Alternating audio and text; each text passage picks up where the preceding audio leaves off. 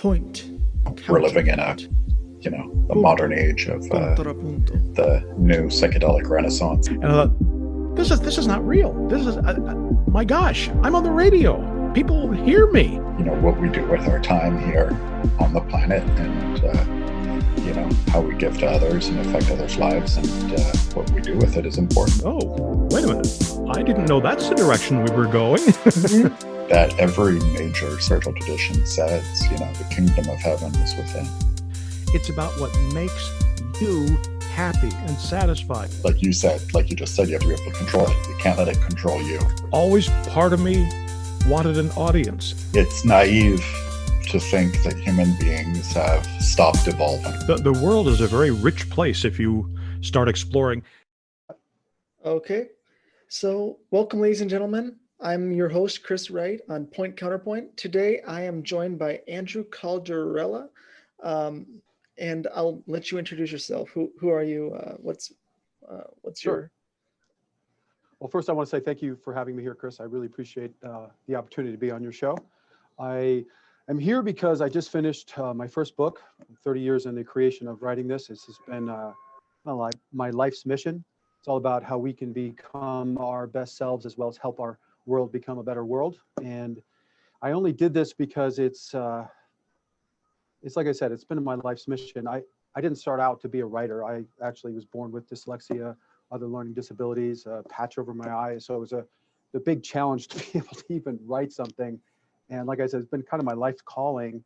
Had a lot of experiences, life experiences, traumatic experiences, as well as spiritual experiences kind of led me down this path, and trying to bring this to the world and share what I've found.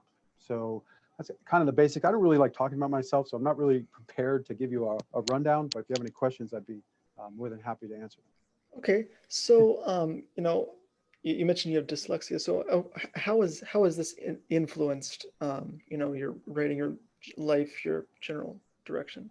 Sure. Well, I think it impacted me a lot. I mean, my dyslexia was pretty bad. I also had a patch over my eye. I had a lazy eye as a kid. So they put a patch over my good eye to strengthen my bad eye. And in doing that, I was literally seeing 2200 vision. So I could barely see, it was like looking through, a cloth or something. And plus with my dyslexia. So I did very poorly in school. I was bullied relentlessly. I mean, almost drowned. I mean, I had so many horrible experiences in that. I was mocked by teachers in school. One teacher going as far as mocking me in front of the whole class, telling me I should just drop out of school. This is in elementary school, like 4th grade, and go get a job because I'm too stupid to learn anything. Just really, really difficult. But I just want you to know that I had a mother and I had a very special teacher that kind of encouraged me and helped me realize that I did have worth, even though I was called stupid by everybody and everything else. So I did end up graduating from high school. I went on to college. I became a school leader, an athlete. And I think that influenced me a lot because as a kid, you realize that this wrongness, right, isn't right. You shouldn't be, this shouldn't be the way that it is. So you're always trying to figure out, like, why is it this way? Why is it this way? How can I fix this? How can I, become a better person and all the rest of it? And like I said, it also was a very lonely because it's not just the kids that are bullying you. You got to realize that the kids that are bullying have problems of their own, right? They need help to stop being bullies, but it's also all the kids around them that snicker and laugh or don't say anything, just don't back you up. Even your friends, snickering in the background or laughing or not just saying anything to help you or defend you as you're being picked up and put into a trash can or whatever it may be, It's just, so it's in your heart as a kid when you're going through this, it's very difficult. And these kids really need to know that it's not their fault. The problem is with these other kids. And just to give you a quick story, I was bullied relentlessly. It's always the older kids. I was a pretty big kid. I'm like 6'1". I grew pretty fast, but I was in the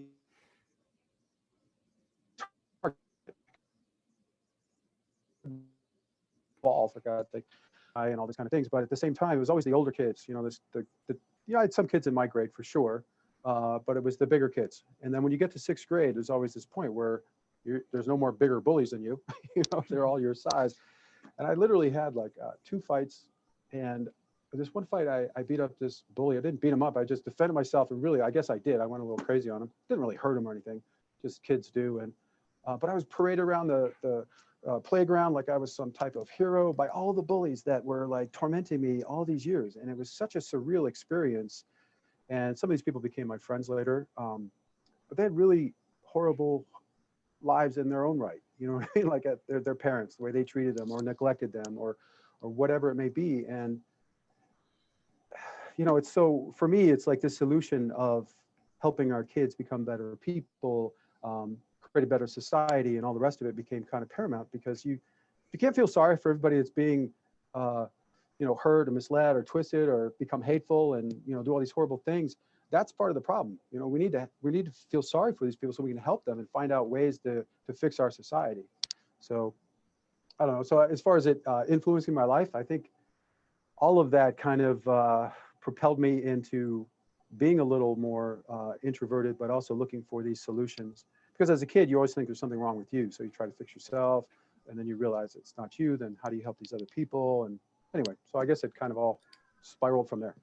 Yes, the first step to fixing a lot of these problems with these different people that you know, whether they're hateful or they're bullies or whatever, is, you know, understanding, like, where do you come from? Like, why are you like this? You have to try to dig in and find out what is causing them to be this way, and then see if you can, you know, whether it's a bad family life or something, see if you can try to improve that, and, you know, their coping mechanisms with this.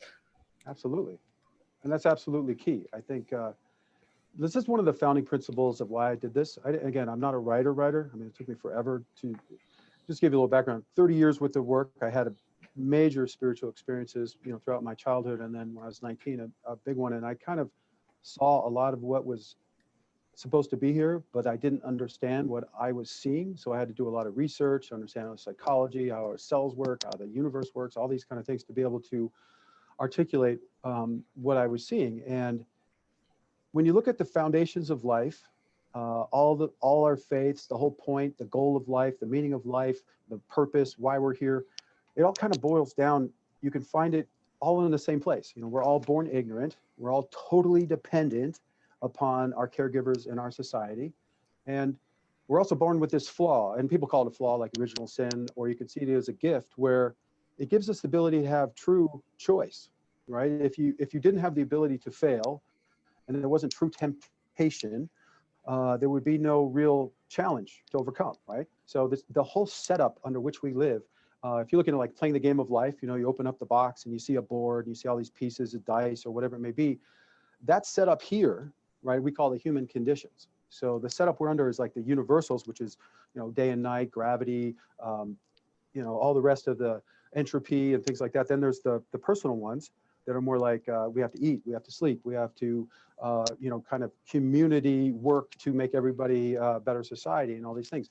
If you look at all those laws or all the human conditions, they kind of set up this whole thing. So the meaning of life, if you have to literally create yourself as you grow from a baby to an adult, you have to make a better society, go from like a savage lifestyle all the way up to civilized and enlightened and maybe a true society. It's all about self-creation, society creation, as well as development. So and control, you know, we need to control ourselves as we develop ourselves. And control is like choice. And when I talk about free will, you know, it's free will constrained, like it's in that game board, right? It's like we have to wake up. We have to relive almost our training every single day. You know, this repetitive cycle is what allows us to better ourselves every day, because it's not just something new. You know what I mean? We can go, oh, well, I did that this way yesterday. Let me try it this way and get it better and everything else. So these kind of realizations, again, led me down this path of then, you know, so the purpose of life is to become the best self, right? Live your best life. And ultimately, if you believe in heaven, is to go to heaven and also to help create a better society. So that theme is, and obviously be in touch with God and, you know, like I said, heaven and all of that. That theme is what all our faiths are about. It's like, you look at the Constitution, all the revolutions that's ever happened. It's all about, we need to create a better life for everybody. We need to have better leaders. We need to do what? And again, it's all these foundational core aspects that if we understand them, if we all get on the same page, we can fix our society. And that's that's kind of the whole idea here. If we're going to fix this world, you know what I mean, to create a better society, we need to become better people. To become better people, we need to be on the same page on all these foundations of life. And that's why I created the way. So the way is the foundations, and then we need to be able to join in the right way to make these changes. So I'm creating the one movement and one party. And I know it's all starting. I literally got this book out on December 24th, 2020, the hardback version. And I'm just getting on these shows, like my fifth, sixth show maybe. So it all has to start somewhere. And I appreciate you giving me this opportunity to share with you. So I'm new with this. I just want you to know that. So if your audience is out there, just want to say, please help me, join with us. And, I can't do this alone. I need everybody's input. This is more about all of us. So. You say the one movement and the one party. Could you describe what you mean by that? Or? Sure. So if you look at our world, just to give an idea, like we're trying to fight for civil rights. This idea of equality has been fought for everywhere throughout every pretty much society, and is going on right now. And it's always the minorities, some group that in America we see, people of color, they say, in India, it's the untouchables, you know what I mean? In China, it's anybody that's not Chinese, whatever it may be, you know what I mean? So this idea of equality and equal rights for everyone is something that, again, I've studied all of human history, and it seems like we've been fighting this battle since the very beginning. You know what I mean? It's like everybody can't just begin to say, oh, let's fight for this ethnic group's rights, and then the next one and the next one. Either we're all equal or we're not.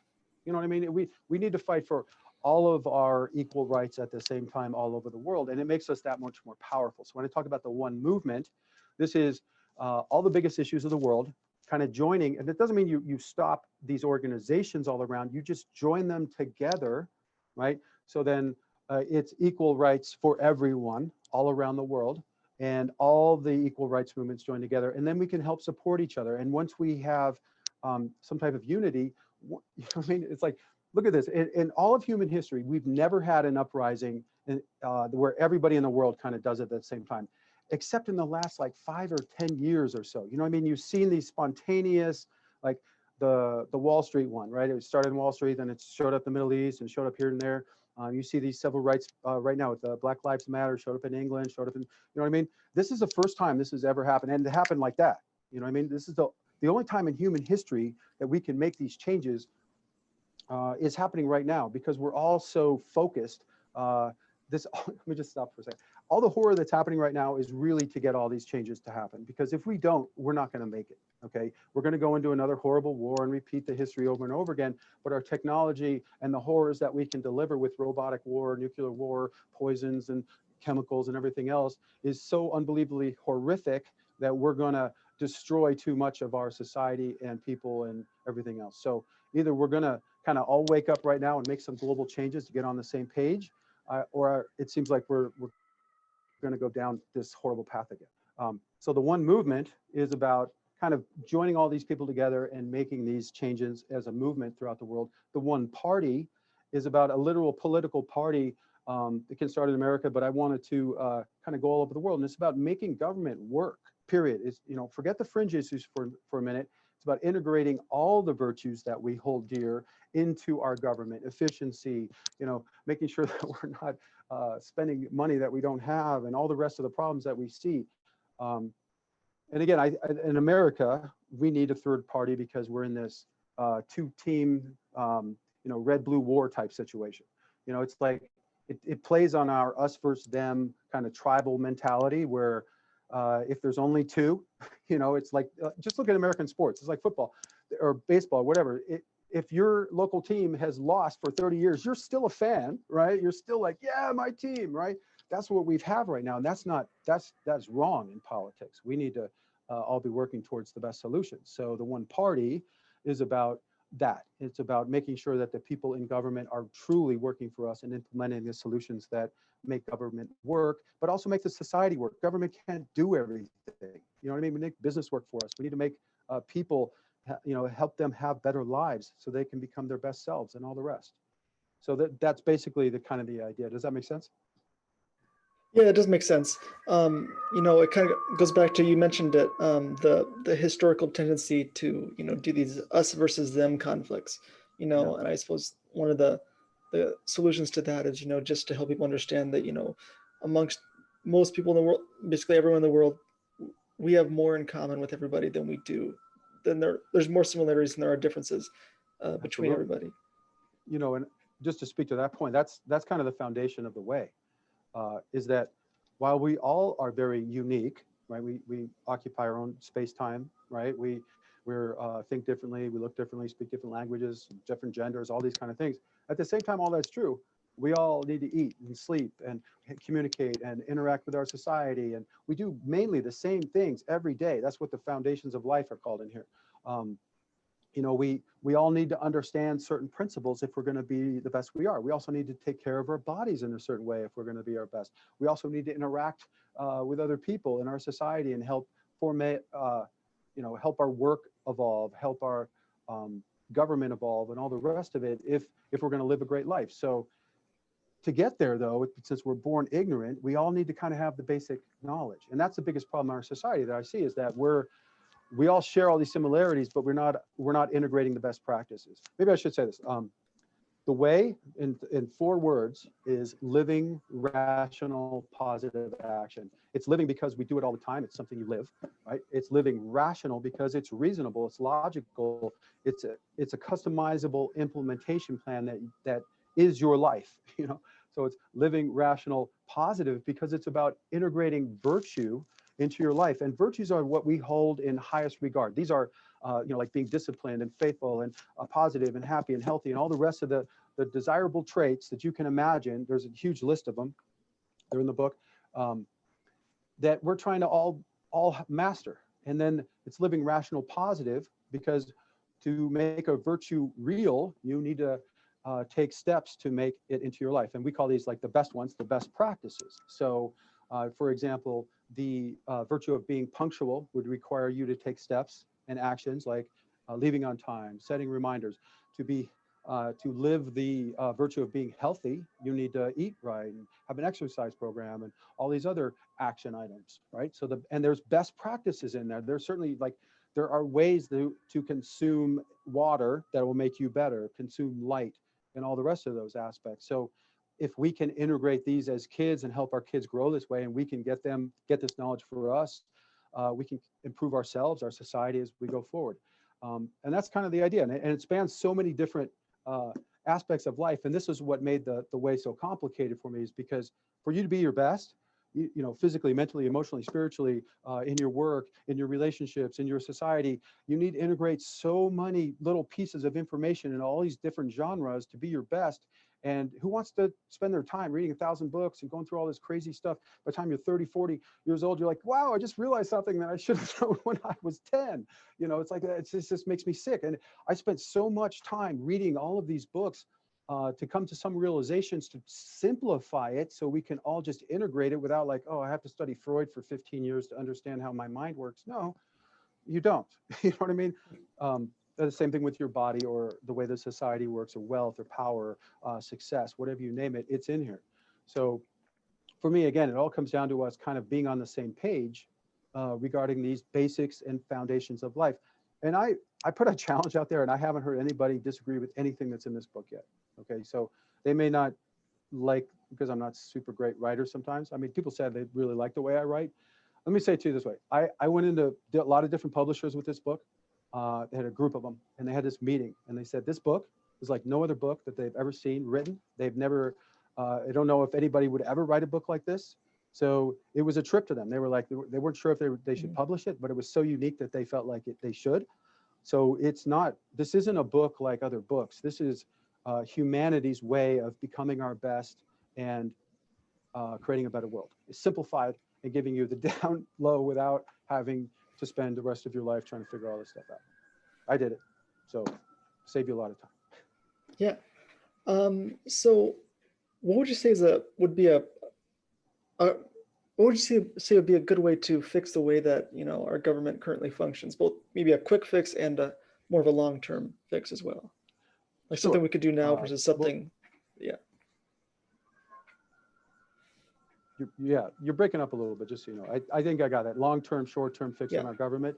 Um, I think that this kind of fix needs to happen worldwide because no country is an island. You know what I mean? It's like if we get our act together and then some other big country decides to throw off nukes or just build endless coal plants and destroy the environment, we're all going to go down. So in America, I believe, again, that we need a new third party that is kind of a hybrid, but a new thing. It's like in business, you need to have a disruptor to come in and change things sometimes.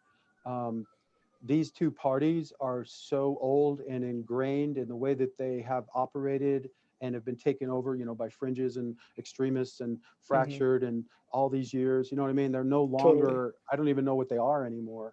And they're not working for the people. There's not one American that I've talked to lately that's been like, yeah, our government is awesome. You know what I mean? It's working great for us. No, it's not. So to fix it, and again, I've studied enough human history to know that we are going down a path to war right now. I just want you to know. I mean, it's if you hate on both sides, the other side, and you will not work with each other no matter what, we will end up in this hate fest, war, disintegrating America and all the rest.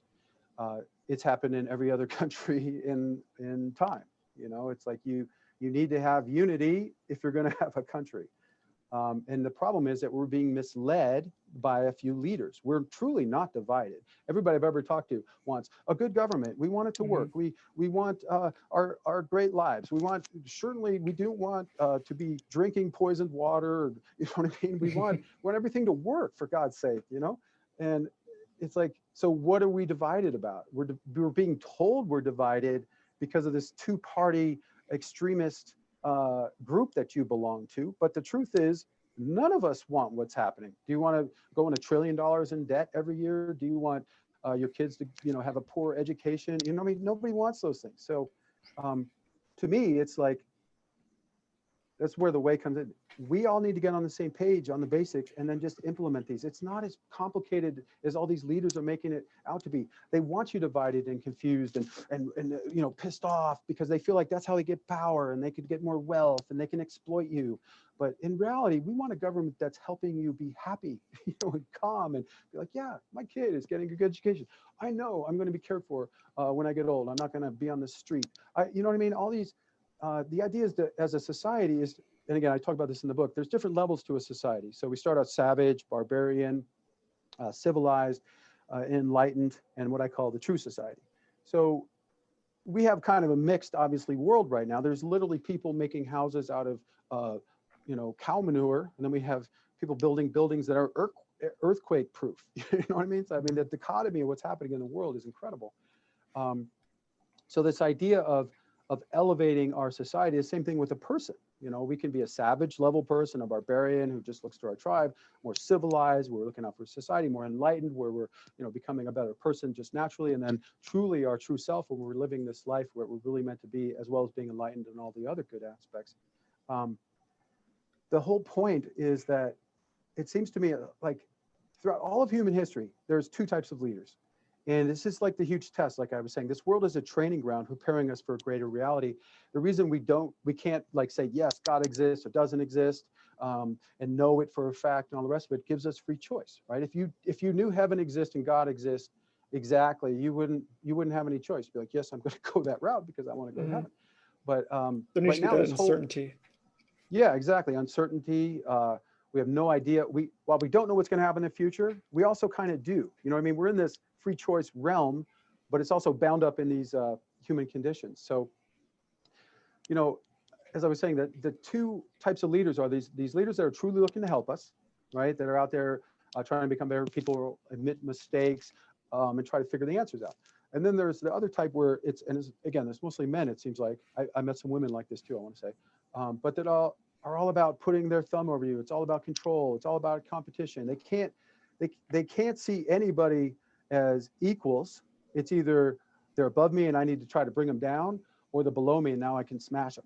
You know what I mean? And I've dealt with those kind of business people my whole life. And it seems like if you study all of human history, it's like this idea of success being wealth, power, and fame is a big lie. It's really a challenge. Okay, it's not success. That's not what true success is. It's a challenge because when you have great wealth or great power and fame, you are either going to use it for good, or you're not going to do anything that's going to help the world, or you're going to just like stuff your house with gold and not care about anybody.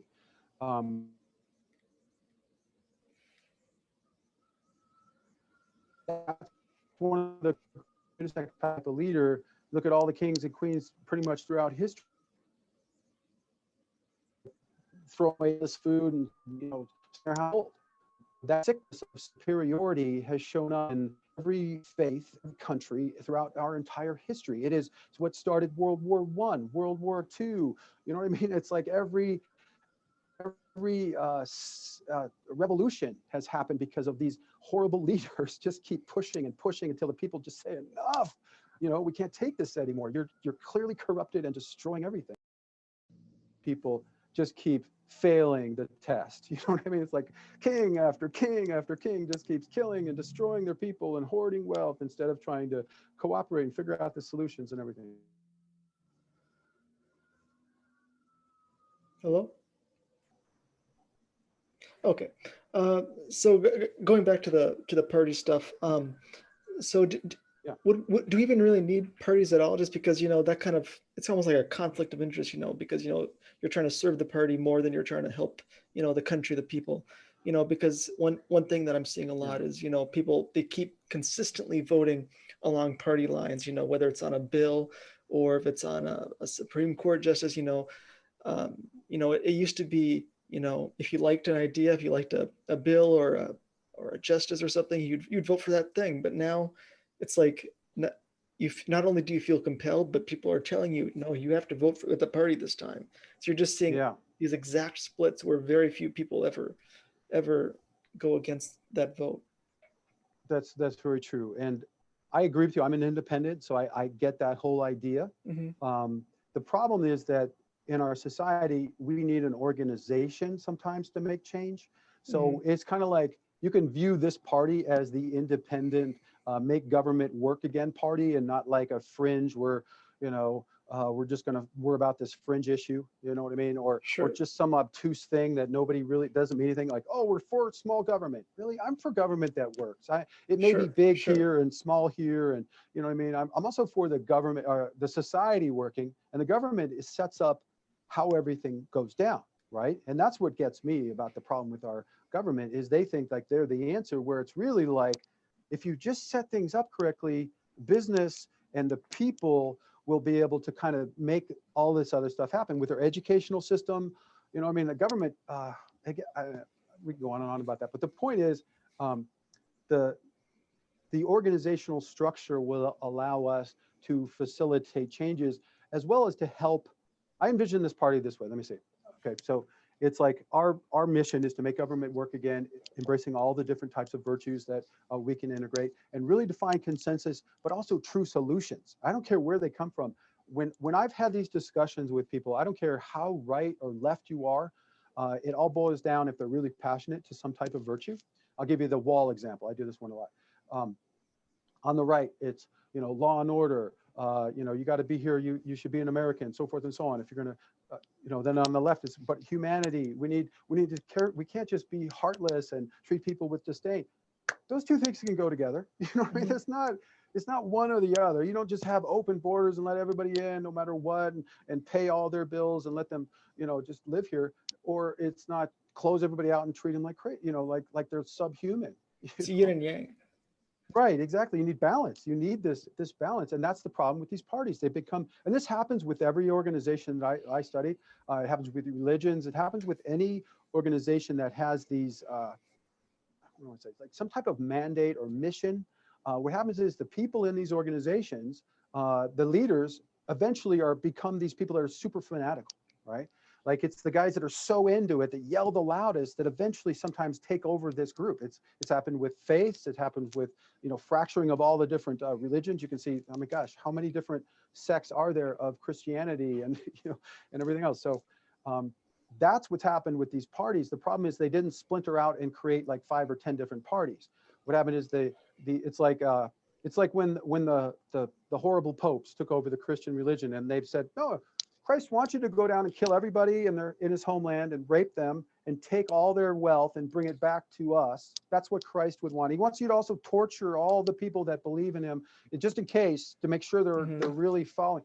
No, you know what I mean? It's like, this is clearly wrong. So I think when we have a party too, it's about making sure that the people that represent the party stay faithful to the core mission. So you can become a member of the party, everybody can. But if you're going to represent the party, you're going to have to toe the line as far as like if you become so extreme, you're no longer part of the party. And we can have an internal structure, kind of a democracy within our party to figure out who's going to represent us, who's not. It's not like, oh, I'm going to be a Democrat and I'm going to run. No, if you want to run through our party, you're going to have to come through our democratic system within and pass our litmus test to be a representative of this party. And then we can back them up. I also see this as more too of I've been a recruiter in my past. I've built companies and businesses. Our government is like, it's like a sacred institution. We want it working as well and as efficient and, you know, without all the bottlenecks, problems, waste, you know what I mean? So we need good people in there. And I'd like to see it like, even if you don't work there your whole life, but maybe some of the best people in our society could see it as a service, where maybe you spend 5 years or 4 years helping out, fix whatever, you know, working in the system to help it work right. And, you know, it's like, how do I say this? It's like, if you were on a spaceship traveling through space, you would want everything working well, your air conditioning, your food systems. That's kind of what this world is like. You also want the structure of your little society in the system working well. And not that it needs to be militaristic, certainly in a democracy though, we need to have everybody kind of on the same page when it comes to some of these basic concepts of what we're trying to achieve. And we can't have leaders that are manipulating us into this frenzy of belief that are not true. You know what I mean? And or are exaggerated or are missing some of these other key facts. You know what I mean? We need to be the party that brings sense back into our government and more of a value-based, you know, extremist type of organization. And that's where I'm talking about the structure of the actual party itself having its own democracy and, you know, outside influences helping us keep it straight. And then having the leaders follow that mission plan, I think is what will help that, if that makes sense. Yeah. And again, I'm just fleshing this out. I want to say this is all new stuff and I need help to make it all real. So. Sure. You need that structure, which is the party is along with its litmus test of who is going to be in there, make sure that you're not too extreme. But also, you know, you need to have that little bit of, you know, spontaneity, a little bit of, you know, less structured ness. Yeah. In order to, you know, allow it to not be too rigid, you know, to push towards the other sides. You know, in any society, there's always the two sides, you know, there's always, you know, there's the conservative and the liberal sides. And, you know, the conservatives are the ones that generally, you know, uphold more of the hierarchy, you know, and you have too much of that and all of a sudden it grows, you know, too rigid. And, you know, maybe people are unable to advance enough through the different regions of the hierarchy. And then on the other side, there's the liberals that want to, you know, break stuff down. And, you know, if you have too much of that, then the whole thing falls apart. So, you know, you need to have that structure, but you also need it to be not so rigid, so well structured that, you know, no one can do anything. Yeah, exactly. And I think that's the idea of kind of a free society. You know, I mean, what you're talking about. Both sides are necessary. Basically. Yeah. And I actually cover the idea of conservatives and, you know, left, right, whatever you want to call it, and the centrist ideas in this when we talk about step 6 in the book, which is about uniting and how we do it effectively. You know, this is characteristic of people, some people to kind of revere the past. They're more traditionalists. They're slower to change. And then there's a group of people that are faster to change. They accept it. You know what I mean? They're ready to go. And that's what you're talking about. It's kind of this fight between the two. And I think it comes down to this basic knowledge. If you know which type you are, you have to realize that neither side is always totally right. Right? There are times where the conservatives need to give it up and realize, look, man, we need to change this. Okay. slavery, horrible pollution. You know what I mean? It's like, if you're holding on to these things, man, you got to evolve. At the same time, the right has to realize, this liberal aspect, that some things that you want to change, you can't force change on everybody everywhere. You know what I mean? You can start somewhere and change things, and they will grow if they take on. But this idea that you have to force everybody into some ideal is also not right. So, you know what I mean? You have to balance them out. You also have to take what drives me crazy about these two parties. It's like, they don't take the other person's consideration at all. It's like the whole vaccine movement. I've talked to enough people that are anti-vax and vax. It's like, why isn't our news like listing out every single anti-vaxxers issue, and then going through why they are true or not true, and helping us understand it, instead of just mocking them as being stupid? You know what I mean? This is kind of, and I use that as an example because that's what happens in our government, right? It's like anything the Democrats, it's just liberal, lefty, the right, hateful, it's like, no, can you just listen to them? They want humanity on the border, for God's sake. That's not a bad thing. These guys want some type of secure border. You can't have a country if you just have endless people come in. And you have to understand why. Why are these people all wanting to come here? Is it because America's so great? Not really. If you talk to them, they're coming here because they're fleeing horror. You know what I mean? So why are our southern nations such horror? You look at the past, you're like, America literally went down there and destabilized these countries. I can't even understand that. Like, why wouldn't we want strong, peaceful democracies all around us? This whole hemisphere by now could have been Salvador Allende in Chile. Well, exactly. I mean, you know the history. I mean, it's like, it makes no sense to me. This whole hemisphere could have been the most peaceful democracy, helper of the world by now. Instead we have, America and Canada kind of on the same page, and then we have so much pain and suffering below, and it doesn't need to be this way. So, for me, it's like, I live in Southern California, so there's a lot of people here from South America, and again, they love their countries. It's just they can't live there. You know what I mean? It's like, if your daughter's going to be raped, or your son's going to be a gang member, there's no education, there's no food. You know what I mean? It's like, this is why people came to America to begin with. You know what I mean? It's like the whole pilgrims, it's fleeing from the Irish, the Italians, you know what I mean? It's just, it's this natural idea that we all want to have a better life. So either we're going to help everybody create a better life all over this world, or we're going to have this horror, fleeing and all this disruption and everything else that we keep going through over and over and over again. So either we kind of make this big change now, or I really believe that, we're not going to make it. And that's kind of why I think, you don't really know me and nobody does yet, but why it took me so long to kind of get here. I mean, I've had so many setbacks in my life from being, hit by cars and laid out for years, broke my back, ruptured disc in my back and things. And to have this all happen in 2020, to get the first book out and start to be able to talk about this, all my friends tell me this is exactly why all of that happened to you. It's so that we can all kind of gather around some basic fundamental ideas of what it is to be human, and then implement these solutions. It doesn't have to be so horrible. We don't all have to hate and yell and scream. You know what I mean? It's like, the basics are so easy. It's like, we need our water systems to work. Is that really so hard? You know what I mean? It's like water, food, education, all the basics of life are the foundations of our civilization. Those things need to work. Our roads, you know what I mean? We need to dedicate our lives to that. Why are we even fighting like some of our government is? We should do away with the educational department. And really, you want your people not to have education? You know what I mean? Or just leave it up to some wealthy person to decide what they learn? Anyway. Yeah. I think going back to the way that we portray the other side, like with anti-vaxxers, instead of piecing apart the arguments and saying, well, this is why you're wrong here, we just mock people at the other side and go, oh, you're so stupid, we totally owned them, and but we didn't really do anything. I think that's why people are more and more starting to flock to other media sources like podcasts and stuff like that, where instead of listening to very structured people, that just have, they're reading off a teleprompter or something, they can listen to like unscripted. Let's talk about that. Long form conversations. Yeah.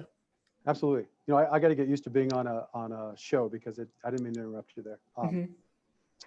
But the whole idea of our media being owned and run by a couple billionaires is the problem. You know, the way the One Movement Party are literally just the tip of the iceberg of this major plan that I've been shown. One of the facilities we need to create is the People's News. And it's kind of a democratization, I can't say, of our news, where you can look at the reporters and the stories separate as separate things. The people that actually speak the news don't have to be the reporters, right? The people that are gathering the information and putting it in some type of form that we can use and have context, right? And have knowledge that aids us is what matters. I think our whole approach to news needs to change. It has changed now to just kind of program us into thinking a certain way, right? This idea of bringing out one point, making a point, and then having a bunch of people give you their opinions about it that are all slated in one direction is to get you to think a certain way. It's a propaganda technique. Let's take experts and make you think like these experts because you think those people are important. That is a horrible, that is not news, that is propaganda. So the idea of news, real news, is to give you full information in context that will help you make better decisions and help you have a better life, right? It's like, what good is it just knowing that some horrible thing happened to this family? You know, you ever say, 5 people were horribly murdered in their houses, film at 11. It's like, wow, how is that in any way helping me? You just injected horror into my mind, and just telling the story isn't helping anybody. Saying that there were 17 murders in our city due to gang violence and these 4 areas, and it's happening every day, and we keep tracking it and showing you where it is and who the families are. That could help, you know. The same idea with any of this. There's no context. There's no way to help. So it's like, I talk to this people all the time. How many stories have you heard about the wars we're in the last 10 years? You know, we're at war right now. Do you know anything that's happening? Anything? I think it was within the last couple of days. We just launched some missiles at Syria recently. Right. That's all you hear. Was it just yesterday, every day our soldiers are out there. You never hear about that. I don't have any idea what they're doing, what they're going through, why they're even there still. You know what I mean? It's just like this forgotten thing. That long-term climate stuff. Change. You know, we only started talking about climate change since Biden became president. This is a story that people have been concerned about. It's in the news. I mean, people are having marches. Why aren't we talking about it? It's like, is the news just like, oh, whatever's happening, let's just sit around all day and just talk about that? Or are they out there to help us understand the biggest issues of the world and bring it to us, whether there's a march or not? You know what I mean? It's like, that's what gets me about this news. Again, it's so corrupted. So what we need to do is have more of a democracy type news, where I'd like to see it to where, like, you, if you wanted to be a newscaster and you wanted to talk about sports, you want to talk about social issues, we could have really good reporter writer people that create all the content. Like, here's the story that's happening in Syria today, right?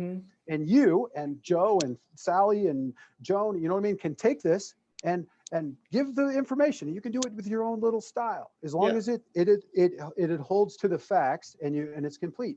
And then we can take feedback from the people. What do you guys want to know about? You know what I mean? And then you get 1 million people are like, I want to know about, and like I said, I want to know.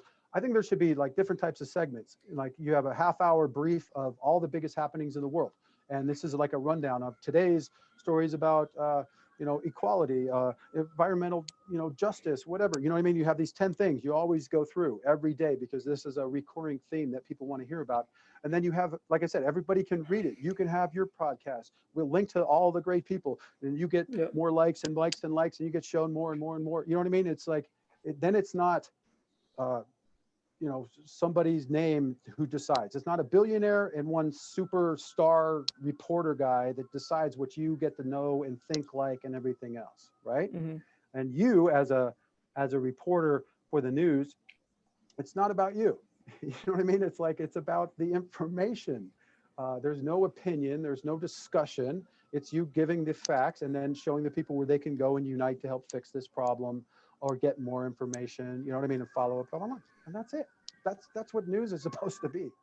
So anyway, does that make sense? Yeah. I wonder if, I don't know if this is a solution, but so one of the problems is, they're trying to do stuff that gets more clicks and that's more money. So, the quick negative stuff that shocks you is really gonna, bring in more money, not like the ongoing wars that we're in that you never hear about. Um, but the stuff that really gets people riled up. But I wonder if maybe one solution could possibly be some news source that instead of being based on, money, maybe it's like a government run type of thing where uh I would like it to where be done on more of I like could a charity thing. we're You know like what I mean? Like we all support sure. it, but we can have ads. You're Like, just something where the incentive isn't simply to get clicks, well, yeah, basically. exactly. But it's also, like you said, it's about information. So what I find is Yeah, like people want donations, this. Yeah, people want this news source. I think if we set it up the way I'm talking about, there would be a lot less overhead, because Mhm. you are shooting this in your little studio in your home, and so is everybody else. The reporters around the world can get paid for their stories that are used. You know what I mean? Like Mhm. if you're doing a good job as a reporter in Syria, you can make more money because more and more people are using your news story.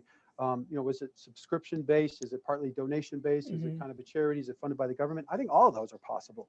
I think Yeah. this idea of when I say democratization, if that's the word, Mhm. of news, is that it is kind of like that. It's like it can't be about money, right? There's Mhm. certain things in our society that just the capitalistic idea really doesn't work in the extreme, Sure. like education, or prisons. Markets are If really you're great for some things, but there's other things where it's like, is it really the Yeah, best way to go in and that? you need a balance, certainly. I mean, Sure. there's Absolutely. I'm a full-on capitalist, but I Same know here. that it's more of a socialistic idea where it's a balance between government and business and the people. And socialism gets a bad rap. I know I use that word, and I just want to say this.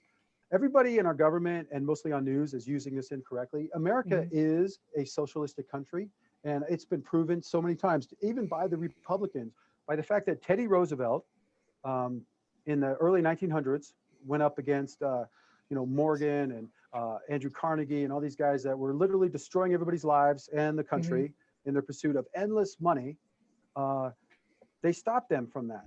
And the idea that we have roads, we pay taxes to fund our police, our military, you know what I mean? All these things, that is socialism. So socialism isn't bad. The idea of Mhm. government, business, and the people all working together is the greatest invention of all of human history. Anybody that says that they just want pure capitalism doesn't understand that capitalism is only economic.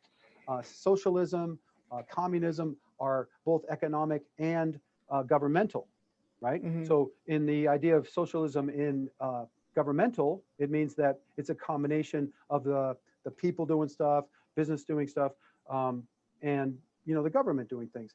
But in the idea of pure capitalism, that's just business. So Mhm. we've tried this idea of just I don't know why people believe that just because you're super rich or something, you have a lot of money, that you automatically know what to do that's right. It's been proven Mhm. over and over that is not true. And more likely, a lot of these people will become corrupted and do the wrong things if there are no checks and balances. So the whole idea of government and business working together is to find this right balance. And it's the balance that matters. It can't be too much government. If it goes, to communism, that's horrible. It's like a dictatorships and all the rest of that, right? It's the socialistic governments are democracies and republics and parliamentary democracies and all those kind of things, where it's of the people, right? Mhm. So, for us to evolve, I think as the human race, we all have to kind of understand these things. It's not that hard. What we're doing is we're being manipulated by leaders that are trying to twist these things in a way to make you see that everybody that doesn't say what they're saying is against you, so that you can follow me and I can have power. The true leaders, right, are about helping Yeah. the people understand the truth, and they would follow them because they're doing the right thing, not because they're being manipulated. And we have a lot of false leaders today. They're under, and we've had them, throughout all of our human history. They know what to say and how to say it to manipulate us, but they're really lying, and cheating and misleading us. So it's this fight throughout all of humanity is vice versus virtue. It's good versus evil. It's not red versus blue or you versus me, right? It's this humanity's ability to join together and become our best people, right, against the people that are trying to divide us and use us and destroy everything. And what I don't really understand, and I look at history, is like how many times, and again, it seems mostly men, but there are women that do this too, but that they fail at this. I mean, it seems like corruption is like so unbelievably intense at the high levels that it's almost like 80 to 90%.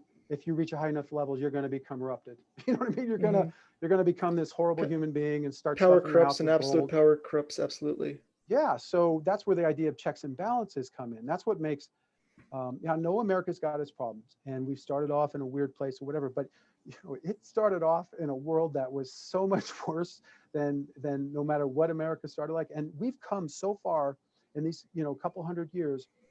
It is throughout all of human history. You know what I mean? It's like women have equal rights. All people are equal. All of these ideals have been, kind of hinted at throughout history, but it was all kings and queens and hierarchies and, war, death to you and kill everybody in the city type realities for all of human history before now, So for me, it's, while we're the shining light on the hill, it's always this idea that there's always further to go. And that's like the 7th step in the book is perfect. And it's the idea of, yes, there may be certain things in our society, in our life that are perfect, but we need to maintain them to keep them good.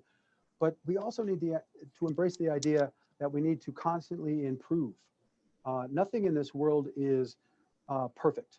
We as humans are kind of like we're filled in a universe of entropy, right? Everything's going down to this destruction and disorder. We're kind of like the anti-entropy beings, right? We're trying to make order out of chaos. We're trying to fix the wrongness and make it right. We're trying to, better ourselves. We have this flaw in us. People call it the original sin. I call it almost a gift because it, again, allows us to have some type of choice and free will. Without that, I mean, we would be puppets. So it's like either we're going to embrace this whole idea of what and who we are and make a society out of it. And like I said, it seems to me like we've been trying to do this forever. That's the idea of checks and balances. We know we're flawed. We know we can be corrupted, but then we make systems to help stop that from happening. That's what makes us a noble species in one way, because it's knowing that you can fail and taking steps to stop that from happening. That, how do I say this? It makes humanity kind of like a step beyond, because we're not accepting of this. We want to become better, and we know that we can't, so we take steps to make this, in our society. And to me, that's a wonderful, wonderful quality. And I think that's what's potentially going to save us, because we can all kind of realize certain things and then build a society and a life that integrates them into our life every day. You know what I mean? Where who wants to grow up and be corrupted? You know what I mean? I want to grow up and become a horrible human being. And you know what I mean? It's like nobody. If you take all the most horrible human beings in the world that's ever existed and you bring them, back to their baby state and you put them all in a room, would you want to kill them all, or would you want to help them all become better people? You know what I mean? If you can't feel sorry for all the misled and the the people that are ignorant and doing the wrong things and just don't know, that's where it all starts. It's this idea of treating people as you would want to be treated and as equals. And if you can really feel that, then everybody that is being lied to and manipulated, being forced into wars and hatred, I feel sorry for them. I mean, the sickness of superiority to where you're hateful and disdainful and you want to just wipe out all those people and kill them. That is horrible. That is really, really, really sad. And I've talked to so many men that think it's strength, it's strong to look down on people and to talk bad and do all this stuff. It's like, no, dude, that's not strength. That's such weakness. And you are so lost. You know what I mean? I want to help these people, and it doesn't have to be this way. You know what I mean? It's like every child in the world, if they were raised correctly, could be the best person they can be. If you don't have the right knowledge, you don't have the right education, you're taught hatred, you're taught prejudice, twisted values, you don't develop a good empathy and sympathy for people and all the rest of these things that you need as a kid, it's going to mess you up. And you just look at our society and how many confused people there are. you know, it's so obvious what needs to happen. Mhm. Yeah, I wanted to go back for just a second here Sure. to mention a couple things. One of them was, as far as fixing the news, there's a couple things that I like, which is, I like this one app called News Voice, which is, different news uh, headlines are submitted with a little summary, and then down the bottom it'll have all the sources for where the news article came from. It'll say CNN, left wing, Fox News, right wing. It says all the different sources there, which I think is a great way to, Yeah, just show different perspectives, or also as far as, from news presenters, I like, The Hills, Crystal and Sagar, which is, she's Crystal Ball is on the left and Sagar in Jetty is on the right, but, they do a good job of, presenting different news to get together from a fairly balanced way. And so, and also, just podcasts, which is just a great way to, instead of just hearing all these little sound clips of people out of context, you can hear like yeah. the whole conversation all together. I think that's why people are flocking to things like the Joe Rogan Experience, where they can hear all these different ideas, within Yeah. their proper I think context. you're absolutely right. I think we're all kind of woken up and sick of this. Mhm. Honestly, it's like, I don't know. I talk to a lot of people. We can tell that the news isn't right. You may Mhm. not know the solution to fix it, but I think that's the first step in fixing any of these problems is for us all to know the wrongness. You can't fix something if you don't know what's wrong. You know what I mean? And if we know something is wrong, you, me, put a bunch of smart people in the room and democratize it, put everybody to vote on and figure this out. We'll come up with a million ideas on how to fix this, and we'll boil down to 5 or 10. Maybe it's not just one news organization. Maybe it's 3. I hate this idea that news somehow is biased, conservative, or that's not news to me. It's like, if you're lying or manipulating the facts or hiding and shading and massaging or whatever you're doing to portray it as a right or left issue, I think that's half our problem right there. It's like, things happen. This is what happened. That's news. It's not, this is what happened. The horrible Democrats today did, whatever, the QAnon Republican Party, it's like these hateful phrases are used over and over. And it's just I'm so tired of this whole, like, we're all a bunch of sheep. We must manipulate them. We must whip them and doing what we want. It's like, who are these leaders? I want to say to you guys, if you want to really gain power, if anybody can hear me that has massive power, we can fix this whole world in a matter of weeks and days. I mean, there are a billion people, we're connected, billions of people connected like we've never been before. There's more free money than there is before. You don't need to do this to us. If you want to become really powerful and loved, you will help us instead of trying to put your thumb over us. That the most powerful people that are doing the wrongness right now can become some of the best people in the world. It's like, I don't know. It's like, sometimes we have to be burned to learn. Sometimes we have to be shaken to awaken. Sometimes you have to do the wrong before you can do the right. If you're in a position of ultimate power and you're kind of stuck in this corruption, that it's wrong, all this stuff, I'm telling you, there are ways to fix this where you can come out of this and be loved for you exposing the wrongness, for you changing your mind, for you helping us. And it doesn't have to be this way. You can, I think there's this misunderstanding that some leaders have, where they feel like they have to manipulate us to get us to do what they want. And to me, it's like, the complete opposite is true. If you would tell us the truth and show us the way that we can actually fix these things, instead of trying to manipulate us, I believe you'd have a lot more followers. That's what you're saying. People are flocking to these podcasts because they want to hear, they want the truth, for God's sake. I'm so sick of being manipulated and like, oh, the masses must be, handled in this way. It's like, we're people, we're like you and you're like us. The only difference is you have some power. The problems in the world right now, all of them, for the billions of us, are really caused by probably 30 to 50 people. If you think about it, just pick some of the most major leaders of the world and the leaders of a bunch of corporations. It's not that many. You know what I mean? It's really not. And you're like, what is the problem, guys? I mean, seriously,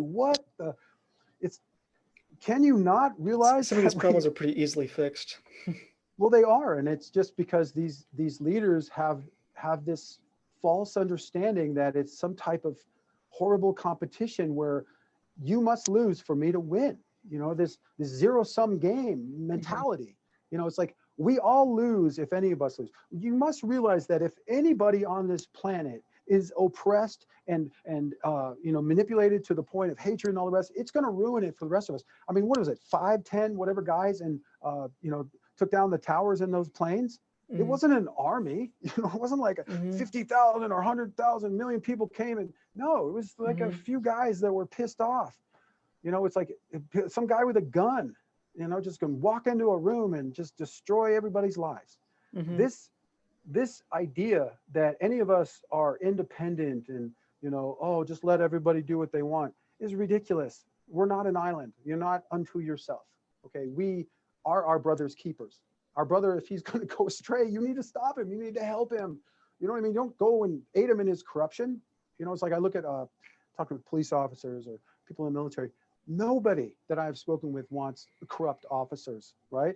But everybody, or some of them, know who they are, but they tolerate them because, again, there's this idea of this tribal mentality. You get into it could be, you know, military, police, it could be EMTs, you know, it could be a lot of different intense situations. These people become like your brothers, your family. You've been through so many hardships together.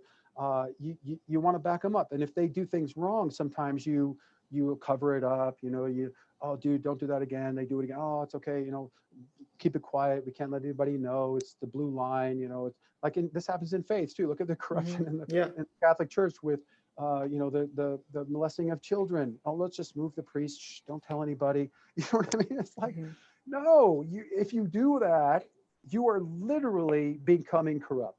You're helping the corrupt cover up their stuff. You're helping the corrupt do their deeds. If you really want to help the people, you need to help them not become corrupted. You need to help them become better people, right? That's the true line, right? If you help your brothers in arms that are corrupted, all you're doing is spreading corruption, right? And that's like goes against the oath that you take when you join the military, you join the Congress, you take an oath. All of these things are about virtues. It's about, do you know, say your name, will you uphold these virtues? And you say, yes. So if you go against that, what happens? That means you are corrupted. And again, this idea of how we become better people, how we fall to the dark side. There's a lot of people in life, you know, evil wins when people do nothing, they do the wrong things. And it's not just, again, people say evil wins when they do nothing. It's not just nothing. It's also when we do the wrong things. You know, there's a lot of good people in life, and most of the horrors in the world have happened. And I want to say this, about every evil that we see that happens in the world are done by people that are thinking they are doing good. Okay? You know what I'm saying? It's like the people that are blowing themselves up. They thought they were doing good. And, you know, the towers, the Crusades. Oh, we're honoring God, slaying all these people in their houses. You know what I mean? It's like, as twisted as it gets, nobody who's doing these mass evils really is thinking they're doing evil, right? Exactly. Even, World War II. I mean, you listen to Hitler's speeches. It wasn't like, we're the evil nation, we're going to, you know, embrace Satan and what. No, it's, we're saving the world and Christ is this. You know what I mean? It's kind of like when Google's terms of service used to just say, don't be evil. It's like nobody thinks that they're evil. So everybody's going to think they're following the rules.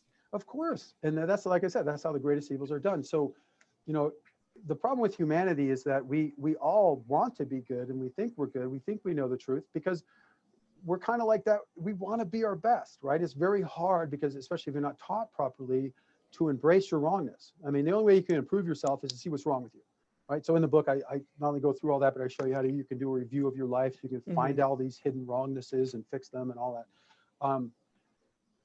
But that idea that you could take responsibility for your life to become the best person you can be, as well as to help other people in the way that you interact with them and the society in the right way, is a big deal. You know what I mean? Instead of bullying a kid, what if you backed them up? What if you, hey man, you know, I got your back. You know what I mean? You know how much that would have meant to me as a kid? Just one kid. Hey, shh, don't laugh at him. Let him bleed. You know what I mean? Oh my God. I mean, I think I would have started crying at that moment. You know, in a good way, meaning somebody liked you and it was helping you instead of just tormenting you all the time. So these little interactions, being polite, helping each other out, all are part of like our grander mission. It's like, if you don't treat other people as you would want to be treated in that situation, and as equals, those two things alone, those are the fourth and fifth law within step 4 of the way. Those two things alone can change this world. I mean, George Floyd, it's murder, could never have happened, right? You're not doing that to somebody if you're treating that person as an equal and as you would want to be treated in that situation. The same thing with most of the horrors in our society, with businesses, what they're doing. Respect life, treat others as you would want to be treated, and as equal. Those 3 things alone. Are we destroying our world? No, we're respecting life. We're taking care of it. If we thrive, we need our world thriving, right? Treating people like, I don't know, it just kind of gets me like there's any question, in religion and in science, we agree that we're one human family, right? In science, it's 99.9% of our genes are the same, our DNA. Yep. We can actually trace our ancestors back. Look up genetic Adam and Eve if you want more on this, but 2 progenitors way back about 150,000 years ago. And then in religion, right, God created everything and everybody. So religion and science agree that we're one human family. So why is it that we are so hateful? And if you, again, it's like with the anti-vax thing, they have legitimate concerns, right? There are some of these vaccines that were tainted. There are some vaccines that maybe shouldn't be given to children's immune systems so quickly. You know what I mean? Like these are legitimate things. Look at the supremacist movements all over the world. You'd have Asian supremacists, white supremacists, Indian supremacists, you name it. There's supremacists everywhere, right? Yeah. And every time you look at what they're saying, they're afraid. You know what I mean? It's like a lot of times it comes down to fear, and they're losing something. Or somebody's taking something from them. And usually behind there's some twisted leader, right? That's like trying to make them and gain power and has some hateful ideology. But when you talk to these people, and I've talked to a number of them, I've talked to some of the most horrible people that most people would say, murderers, gang members, whatever, it doesn't matter.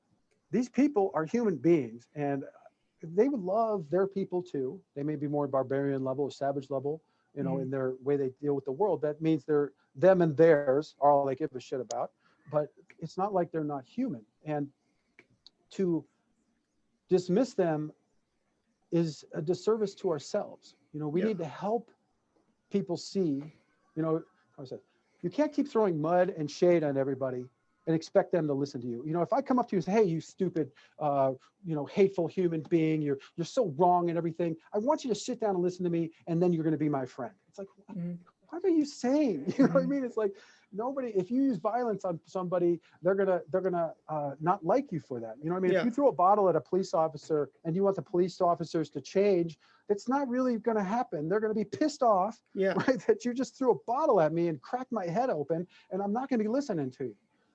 The same is true with all of us. If I call you names and then say, now let's sit down and be my friend, it's like, are you insane? That's what I think. I think Daryl Davis has done a lot of good work. He's a black man that for many years he's gone in. He goes into these KKK groups, and he meets these people and he talks with them, and he's ended up converting a lot of them away from white supremacy and stuff just by talking with them. Exactly, and that's what understanding them, and give them a hug. Exactly. Most of the time when the biggest problems in the world that I've seen are they're so easy to like push over and fix because they're based on falseness. It's like if your whole ideology is based on lies and misunderstandings and manipulations and half-truths, you know what I mean? When you're showed the actual truth, it's like it's undeniable. It's like showing somebody that's a slave, you could be free. It's like they're never gonna forget freedom. You know what I mean? It's like, no, it's truth. I want this. So it's like for us as a society with the white supremacists, again, can you not feel sorry for these poor kids that are being raised to hate and feel this fear and be manipulated in this way? Of course, that's where it all starts. And once you can feel sorry for somebody, you can also join with people like on both sides, like they're doing, like in in the Middle East. They're so sick of this war, and like I've seen these groups where Palestinians and Jewish people, mostly women, join together, and they're like, we're sick of this. We just need to have this stop. Well, I want my children, you want your children to grow up in a better world where we're not all this hate and violence and horror and everything else. So how do we fix this? And it's understanding that, again, we're all human.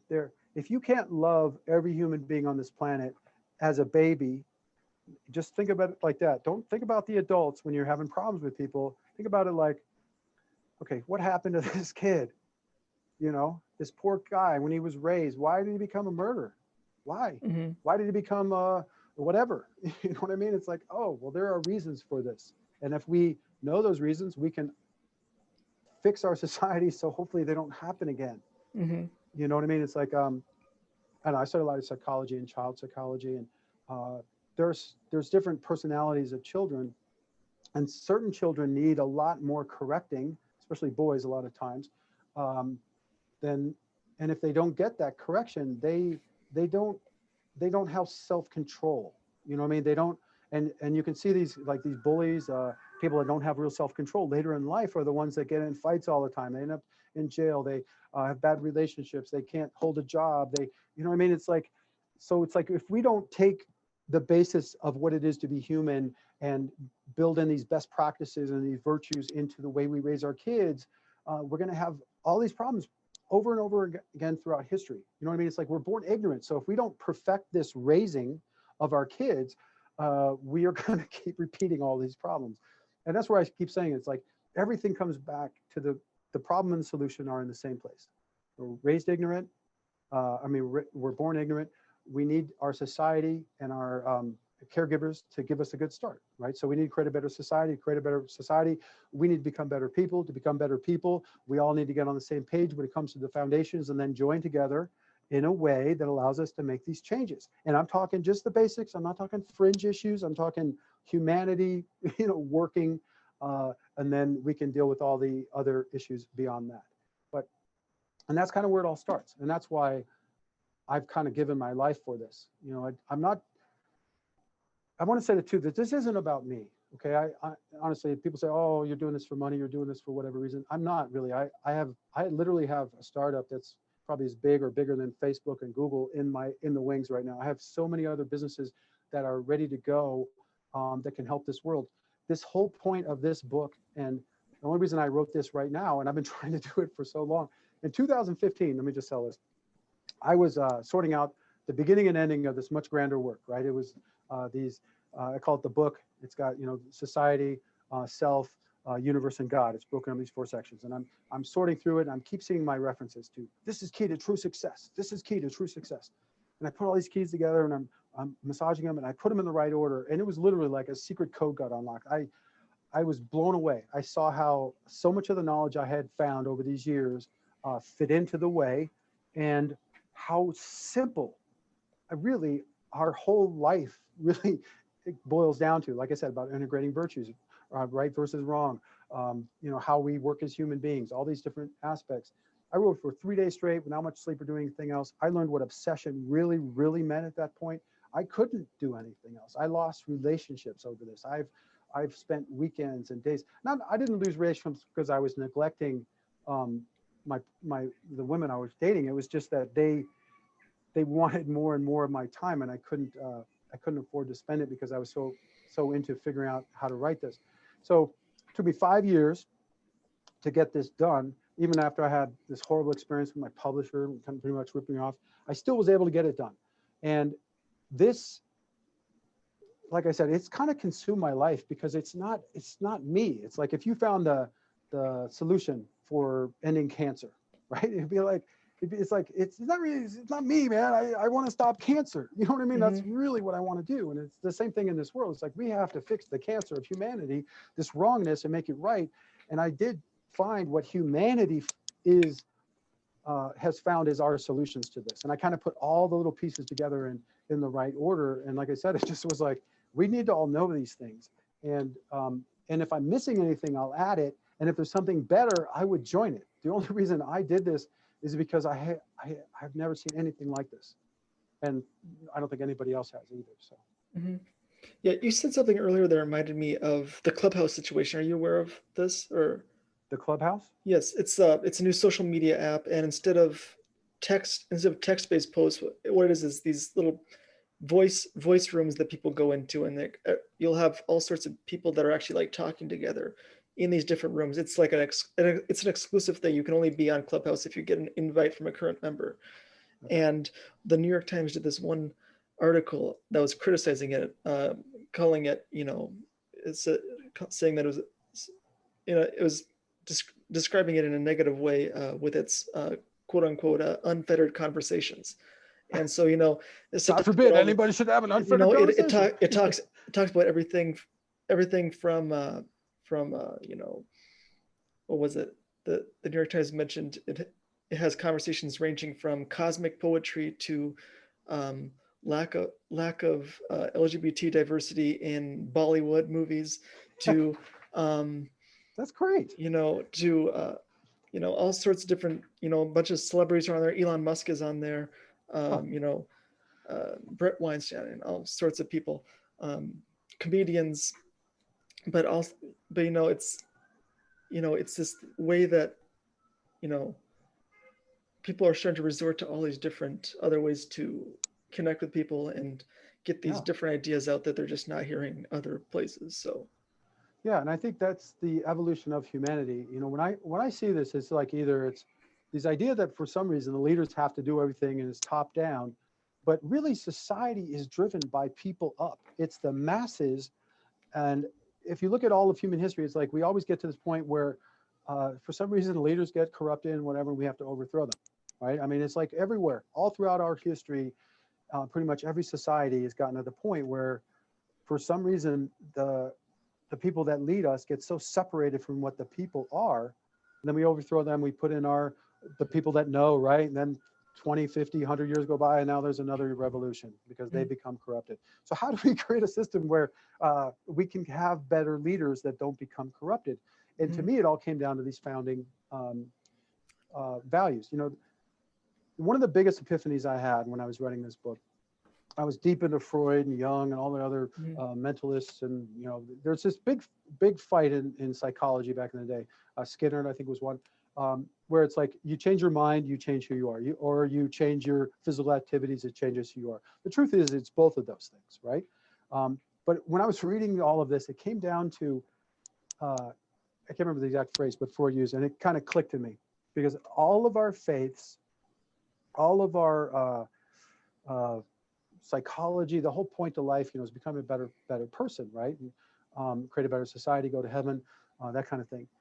But it all boils down to these core values, because it's like your core values are what determine how you act every day, how you see the world, what you do.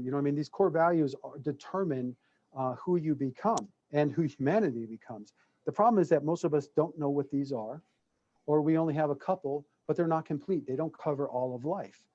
And when I studied humanity, I found that there are about 10 laws that do cover all of life, that will act as a compass, as a guide, and will allow you to navigate any situation you're in. And I put those in the book. And those were one of the first things I discovered, like when I had this big spiritual experience when I was like 19 years old. I was given these 10 laws. I don't know, shown the 10 laws. I don't know, discovered them, however you want to say it. And it really does kind of fix a lot of the problems. And it's like I keep repeating, treating people as you would want to be treated, as equals, respecting life. The purpose of life is to become your true self, live a true life, and go to heaven. The purpose of our society is to become a true society. Those are just the 5, but those basics kind of determine all of who you are. You know what I mean? It's like my purpose in life, a purpose of our society, what I'm supposed to be doing every day, how I'm supposed to treat the world, how I'm supposed to treat the universe, how I'm supposed to treat other people. It's like those are the basics. So everything else we do kind of can build out from there. And I don't feel like our leaders have a grasp on some of these things. I mean, even the most hardcore religious leaders don't have this. It's like, and every one of our faiths has gotten so fractured. They've gotten so far away from what the messenger was trying to communicate. Sometimes it's mind-boggling, to me. And just to be clear, when I look at this, like God, you have God, then you have the organizations that we manifested on this planet to kind of speak to this idea of the divine. Religion, right? Then we have the messengers. Those are the first people like Abraham and Muhammad and Christ that kind of had their message. And then there's the books, right? There's always books or some type of writings or information. All of those things are separate. You know, God is God. God is not a book. You know, the people of the past are not God. You know, I mean, people believe that Jesus Christ is part God or a representation of God. But at the same time, Christ is human. So we as a people have to realize that our organizations, I don't care what it is, can be flawed. We're flawed, you know, we can become corrupted, so can our organizations. The challenge within our faiths is not to give up our intellect or our soul or our conscience. I mean, how much conscience do you have to give up to go and start murdering people in the name of Christ?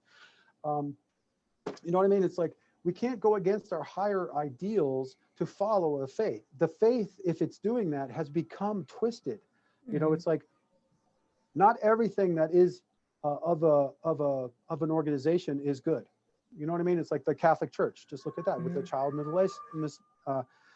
molestation thing. I mean, that's been going on. It's not just now. I mean, it's been on thousands and thousands of years. I mean, it goes back to the Roman times when that used to be something they used to do.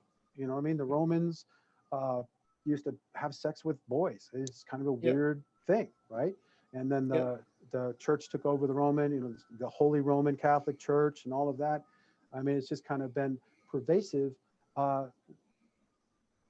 So the question is, like I said, it's like, how do we fix all of this? You know, it's like, it's so deep, it's so rooted, but it's also very simple, because if you adhere to these core values, you can do any of these things, you know, you just couldn't. It's not, you know, we couldn't be destroying the world if we respected life and, you know, what kind of caregivers are we? All of that idea, you know what I mean? We couldn't treat people this way. So my belief is the most powerful position on our planet are the caregivers, as the moms, you know, the dads, but especially moms a lot of times. Or if there isn't a mom, that's the person that are raising this kid. Because if we raise good children, we'll create better leaders. If we raise good children, we'll create a better society. You can't legislate your way into morality. You have to create the want to be good. You know what I mean? If the only thing that's stopping people from murdering each other is your horrible laws, you know, that you're going to torture them and all this, what kind of society do you have? You know what I mean? It's like, you want to create a society where people don't want to murder each other. You know what I mean? That's kind of the idea. You want them to feel like they want to help each other. So that's the question. You know, how do we fix our society so that, yeah, sure, we have all these laws, but people aren't breaking the law. You know what I mean? How do we end desperation and want and worry and all of those kind of things? I think this gets into the next thing I want to mention, and I'm gonna read a few lines from a song, and I think my next question will be pretty evident from this. Okay, cool. What is love? Baby, don't hurt me no more. Don't hurt me no more. I don't know why you're not there. I give you my love, but you don't care. So what is right and what is wrong? Give me a sign. So what is love? You know, love is kind of a double-edged sword in a way. You know, it's what is at the foundation of kind of everything we hold sacred, right? But if it's like that song lyric said, if it's not returned, it hurts. Now, I've lost loved ones in my life, and I've also loved people that didn't love me back. I've had people love me where I didn't love them. There's a lot of trauma, you know, and emotion and anger, self-doubt. I mean, there's a whole bunch of things that can come up during those episodes. But again, I think let's talk love as the general idea of a virtue first, and how it molds our society. The love that a mother, I use a mother a lot, parents, caregivers feel for their kids is unique, and especially a mother's love. I mean, this idea that you would lay down your life for your child, you want them to have a better life than you have. When you watch them doing whatever, your heart is breaking as much as you're happy and smiling. You know, that feeling of outright what do I say, like desire for them to have everything, but also to become their best. They overcome challenges, I think, is at the center of what humanity is. That's what we feel for ourselves. And we all are totally valuable. You know, I mean, we're all unique. We're all awesome, you know, especially if we can become our best people. So when you are in a relationship and that's not returned, it feels like, hey, I'm an awesome person, and you don't see it, and it hurts, right? Or if you love somebody, they don't return it. You know, again, this is a training ground, this whole setup, this universe we're in, preparing us for a greater reality. For you to love, you must a lot of times feel what it's like not to be loved. Mm-hmm. You know, for you to appreciate what you have, sometimes you must have it taken away. So for us as beings, being brought up as, you know, kind of like in the image of God without all the knowledge and wisdom, but they have the capacity and the abilities to love and have knowledge and all these different aspects of what it is to be human, we have to experience some of these things. So you can't look at some of this as it's the way that it is, how do I say, that it's always true, right? Like you are a wonderful human being. Just because that person doesn't love you doesn't mean that you're not a wonderful human being. Mm-hmm. It may feel that way when you're going Mm-hmm. through it, right? Because you want to die, you feel horrible, you know, whatever. But the reality hasn't changed. The only thing that's changed is that person doesn't feel that way about you in the way that you want them to. So a lot of this too is to be able to teach our kids how to cope, you know, properly with these downturns in life. You know, it's like I have a video. It's all covered in the book, but I have done a series of videos. One of them is how to overcome negative thinking, depression, and suicidal thoughts. And I did that because I've been through a lot of traumatic things that kind of led me down that path, kind of naturally. And it's like when you go through a huge loss, whether it's you lose a loved one, whether they die, or you just lose them because they find somebody else or they cheat on you or whatever it may be, it's having these coping skills that allow you to become a better person through that, because there's a huge amount of energy that is being generated. And I talk about this in the book, especially in the second. The second book's about the foundations of life and a lot about how you can use different energy sources through your practice. And the idea is you can see people in life that have the most horrible experiences that use that experience to make them a better person. You can see the same type of people that have the same type of horrible experience and it just destroys them, right? You can see the guy that goes through a breakup and he'll go to the gym every day. He'll wake up early. He'll do this. And another guy will lay around and drink himself to death and stay up all night, you know what I mean? And do that kind of stuff. These habits, these ingrained ways that we respond are what will make or break us. And these are the challenges of life. You know, that's why I'm saying it matters how we raise our kids, because the guy that's laying around drinking himself and staying up all late and missing work because he's broke up with his girlfriend versus the guy that's working out, trying to make himself a better person, all that. What is the difference? You know, I mean, what is the crux of that issue? It goes way back, right? It goes way back to learning some type of coping mechanism. Sometimes it just goes back into watching how your parents dealt with it. Like nobody taught them anything. It was just, the problem is that was the problem. Nobody taught them how to deal with this properly. So for me, like the song lyrics, like you said, it's like love is a two-edged sword, right? It could be wonderful, but it can also destroy you if you let it, you know. And I've experienced that loss, and it's, how it says, it's like you can take. There's obviously, if you're in love with somebody and you see something good in them, you can take something from that, even if it's not returned, because your capacity to love somebody else and to feel that is a wonderful thing. So don't, you know, no matter what you're going through, you can look at your experience as valuable. And sometimes, like I said, it may feel like it's horrible, but if you use it correctly, it can make you a better person. You know, and also these are tests in life. Sometimes we fail the tests in life. Sometimes you might have all these little lessons, like your mom might say, you know, make sure you buckle your seatbelt. You may get a little, oh, I almost got in an accident. You know what I mean? It's like, and you never put your seatbelt on, and then you have this horrible accident like 2 days later or a month later, and you didn't listen. You know what I mean? And you were through this. So this, like I said, this whole life is about you trying to figure out how you can become the best person you can be, no matter what the obstacles are. And if we show people how they can handle any type of situation, and show love to one another just in generally through our daily lives, not like intimate love, but just friendship love, being nice, as a human being, it's going to make all the difference in the world. Mm-hmm. Yeah, that gets into the next thing that I want to ask about, which is meditation and mindfulness. So Okay, cool.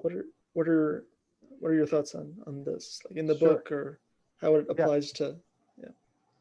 Absolutely. Just to know where this fits into the way. The way is broken up into 3 books. So I have the Way, the Life Manual, and Child and Family Guide. The Life Manual, within step 5 of the Way, there's this whole thing about the foundations of life and how it covers different aspects. And part of that is how we train ourselves, right? Our bodies, our minds, emotions, and spirit. And it breaks it all down. I couldn't cover it all in the first book because this book would have been so huge. So I put all that information in the second book. But on my website, 7wayme, that's the number 7, WAY.me, there's a section for downloads for the book. And within there, there's this meditation guide. And I'm just going to walk you through this. There's 2 pages to it. I always put the first pages utilized in one of the meditations. But the second page has 5 different ways to meditate on it. And I'm going to go through those right now. And generally, the whole idea here is we meditate to control our minds. Okay, I started meditating when I was pretty young. I had a lot of issues, obviously. I got into Eastern philosophy, meditation, yoga, all that kind of stuff, martial arts, obviously, when I was really young. And what I learned was you can control your mind to the point where, before this happened, okay, let me go back. When I was a kid, it's like your mind is running all the time. And, it's like TV, right? It's just changing stations. You really kind of have no control of it. When I learned how to meditate, I went to this Zen retreat, and I was on this second, third day or something, and something happened in my brain.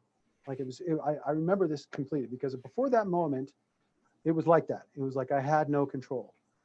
But when you do Zen meditation, which is one of these, and I'll get into the different ones, you learn how to stop your mind, right? Like from all this craziness, and it's a profound thing, because you're now able to hear and think like your real self. And that's kind of the point to meditation, is to get you to the point where you control your mind. It's not controlling you. You control your emotions. They don't control you. You control who you are. So let's just talk about this. There's different aspects to this. When you meditate, let's just talk about the position. Meditation isn't about pain. I know people are like, you got to be in this lotus position and all this. No, you don't. You want to be you should be able to meditate in any position, no matter what it is. So if it's laying down, if it's sitting down, I actually use what they call a meditation stool. So you can see this here. You just kind of sit on this on the floor. You put a pad underneath, and you meditate. Yeah, I just sit on a chair. Yeah. You sit on a chair. I can't sit. That's why I'm standing, because of my car accidents I was in. I have a really hard time sitting in an L position. Okay. So for me, I lay down. I sit on my stool and that kind of thing. And then the idea is you do different types of breathing techniques to kind of help you. There's a bunch of them listed here: deep hold, slow in and out, these kind of different techniques. So the first basic form of meditation is what they call mindfulness. You've heard this, mindfulness, like being present. Let's just talk about that for a second, because I think it's misunderstood a lot of times in our society. What it really means is what you're trying to do is just be present in this moment, and you're going to separate all the things you have to do, right? That's beyond this moment, and all the things that you have done that's behind you, right? You're just going to put all that out. I call it, in the book, we talk about my time, where you have time for yourself. You can think and do whatever you want. This is one of those moments of my time. So when you're meditating, this first level is for you just to be conscious of yourself in this one state, right? And you do that through your breathing. You just focus on your breathing. You can do that. You can focus on a light in front of you, like a candle. You can close your eyes and focus on just a light in your mind. That's it. Just picture a sun and just sit with that for a second. And what that's doing for you, if you're finding that really hard, that's the issue, right? It's like a muscle. You're trying to stop this mind from going in all these other directions. So you're trying to focus it, right? That's stage 1, right? The next stage is what I call control. Now, I use this as kind of a healing technique. I use this when I was in a car accident. Okay? very bad, rear-ended, sitting at a stoplight from behind, 60 miles an hour, ruptured disc in my back, ruptured my hip, smashed up in my body, all these kind of things. And to heal myself, they wanted to do surgery. I decided not to go that route. I found a good doctor through therapy and me doing things I could fix myself. So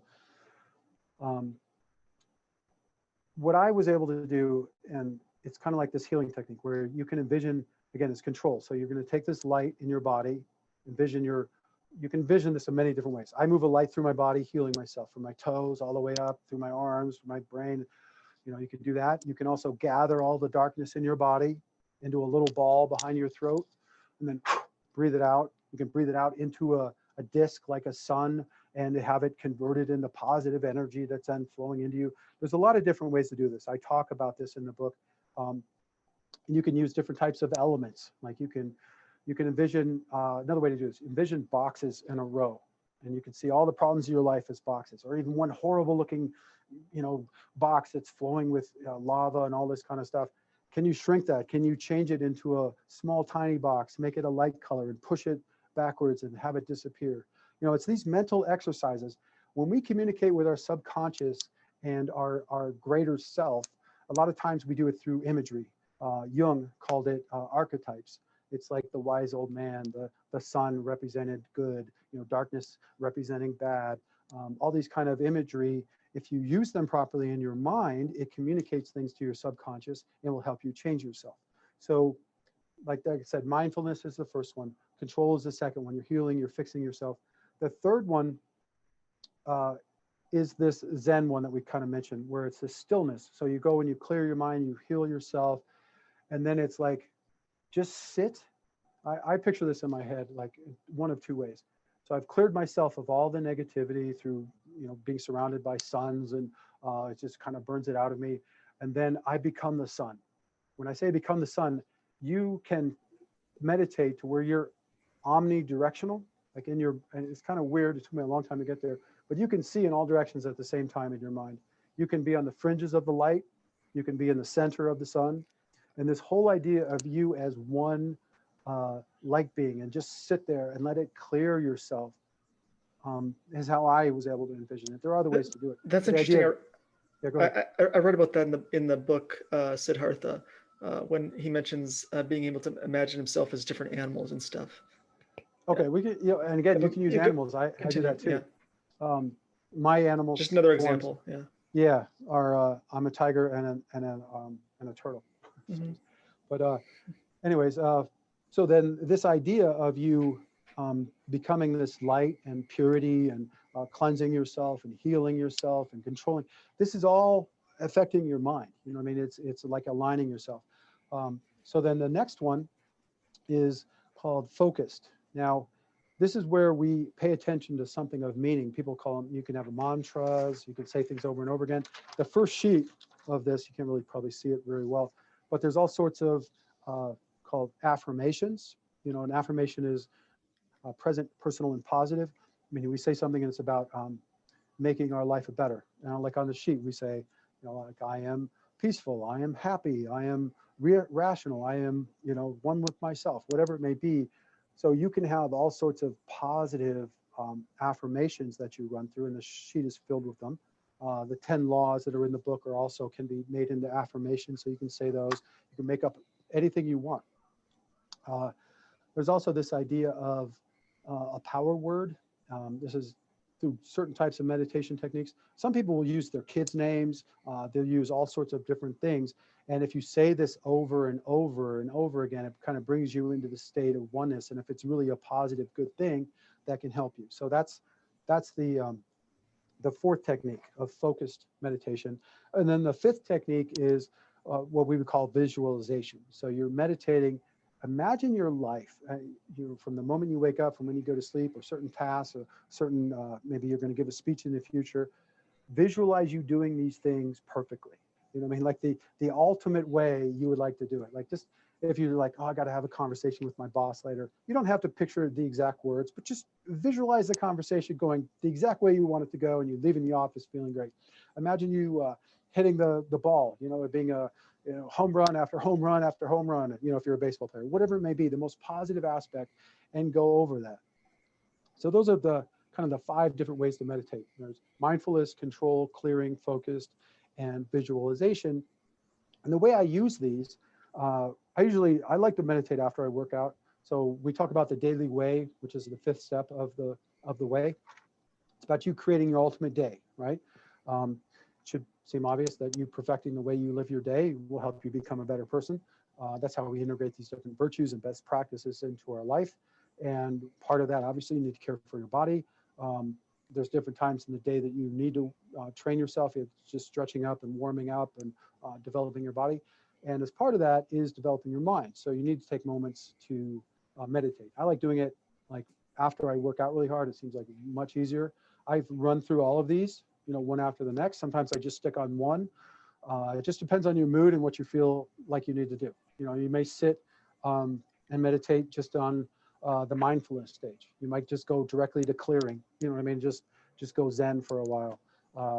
So it's really what you're feeling. But there's also this idea of traditional moments. And I want to talk about this for a second because it's really important. We as human beings are kind of been brought up incorrectly. If you look at our whole life, it's kind of set up under, for most of humanity, kind of a slavery model in the way that you go to work and we're educated. Sit down, don't move. Listen, if you say or do anything wrong, if you're a second late, you know what I mean? It's all that's not really how humans work. We're meant to move around all day. We're meant to stand up and move our arms, and this is how we can be healthy. So I want you to think about this as you're living your day, right? You can't just sit there all day or stand up all day. You need to do different things to keep yourself healthy. So when you're moving, what I call traditional moments, you're going from, let's say you're sitting at your desk and you have to go to the restroom. That moment that you get up from your desk and you go to the restroom and you come back, those are traditional or transitional moments. You can use those moments to move around. You can do mini meditations. You can align yourself with your greater purpose. If you use your life properly, you won't have to work out so much. You'll be a better, healthier person. And this is really important, this whole movement aspect, because so many people are stagnant, especially in Western societies. There are glands in your body that if they're not like squeezed, that's how if you don't move around and exercise, they don't get activated. And a lot of problems with, I can't remember the name of the thyroid gland. These type of glands, they need that, stress. So you need to get up and do these mini workouts. All of those sheets too are on the website. You can get a whole bunch of mini workout sheets. You can get yoga cards to make your own yoga workouts. I like yoga. You can call it just like all these different ways to stretch and train your body. But there's a whole bunch of different ways to do yoga that'll help you become flexible and strong. And, when we train ourselves, I train very differently. I've been martial artist my whole life. So I do this mental, physical stuff. But most of the time, especially men, we get trained in improper ways to care for our body, and it'll create a lot more problems later. So you got to realize that we're training to be strong, fast, enduring, balanced, graceful, flexible, agile, precise, intense, coordinated, controlled, tough, dexterous, and ambidextrous. So it's like what you're trying to do is create activities that you kind of develop all these different aspects of your body and your mind so that you can become a well-rounded person. And it will help you live longer and a healthier life, because most of the problems when you age come from not being flexible, not being strong, not have cared for your body properly throughout your life. So hopefully that makes some sense. Yeah. Does that give you what you need? Yeah. Cool. Yeah. When I do meditation, I use the Waking Up app with Sam Harris. And one of the things that he stresses is the fact that when you're meditating, you're not trying to like completely like force thoughts out of your mind. What you do is you sit there, and when the thoughts come in, you simply observe the thought. You look at the space that it takes up in the mind, and then you watch as it naturally just disappears on its own. Like, you just observe it like a passive observer. Yeah. Yeah. You just let it pass through. Mm-hmm. Right. And eventually those will come less and less, mm-hmm. and then they'll just stop. Mm-hmm. Okay. Yeah. So what I always advise too, when you first start meditating, and when I meditate a lot, sometimes I'll have like big thoughts and it'll be like answers to a question, or, oh, I got to So have a pad next to you. And those are part of the reason why you're meditating, is so you can quiet your mind and then really hear what you need to hear. So, if you have great insights, don't think, oh, I just realized this, I got to write. No, that's part of the point. So take those moments and realize that that's what you're doing.